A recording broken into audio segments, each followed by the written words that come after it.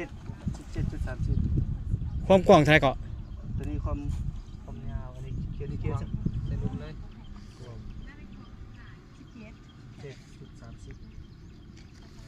7.30ลูกค้าเอาเพิ่มอ่ะมายืนที่นี่มาที่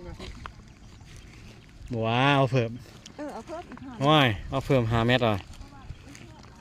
โอ้มันแคบหลายเนาะคุณอาเนาะเอาโซนราคาโปรเด้อเนาะเอาเพิ่มมาสั่นเอา5 เมตรเนาะ